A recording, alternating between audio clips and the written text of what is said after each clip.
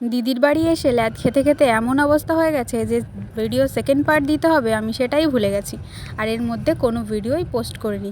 তো এই যে পরের দিন সকালবেলা দেখো পেছনে দেখতেই পাচ্ছ কুয়াশা।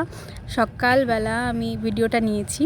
সকালবেলা ঘুম থেকে উঠেছি, উঠে এই যে দেখো পূজা, আমরা সকালে এখানে একটা চা নিয়ে নিয়েছি আর আমরা ইউপির মধ্যে পৌঁছে গেছি। তো দেখতে দেখতে আমরা অযোধ্যা পৌঁছে যাব। তার আগে আমাদের ট্রেনটা অনেকক্ষণ দাঁড়িয়ে ছিল এখানটায়। আমরা যারা যারা নামবো তারা সবাই আমরা একেবারে গেটের সামনে চলে এসেছি লাগেজ নিয়ে। আর গেট খুলতেই প্রচণ্ড গরম হাওয়া। ফাইনালি আমরা অযোধ্যা পৌঁছে গেছি। চল চল চল চল প্লিজ, এবার বাইরে চল, বাইরে যেতে হবে, চল চল। অযোধ্যা পৌঁছে গেছি।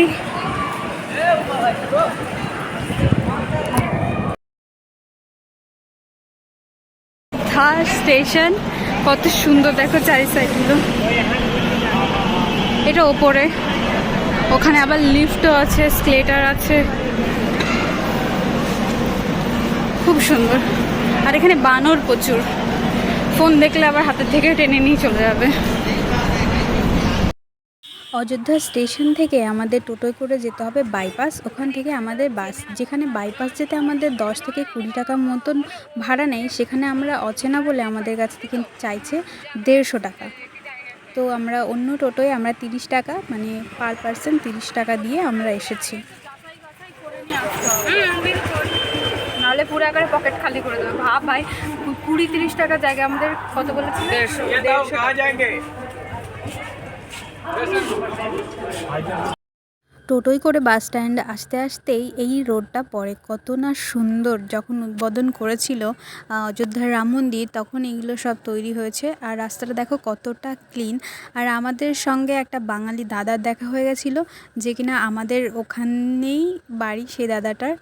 তো আমরা সবাই মিলে এই যে বাসে বসে পড়েছি। আমি এখানে একাই বসেছি, যেহেতু আমি জানলার সাইডে বসবো, আর সিট ছিল না। আর এই যে পাশে দেখো রাস্তাটা কত সুন্দর। আর আমরা বাস থেকে নামবো, তো ওখানেই আমাদের জন্য জিজু অপেক্ষা করছে। এখানে বসে আছি জিজুর জন্য, যে জিজু আমাদের ফোন করেছে। দাঁড়িয়ে থেকে থেকে আর ভালো লাগছে না, তাই আমি বসে পড়েছি। অনেকটা জার্নি করেছি, ওর জন্য খুব ক্লান্তও হয়ে পড়েছি, ওর জন্য আমি নিচেই বসে পড়েছি উঁচু হয়ে।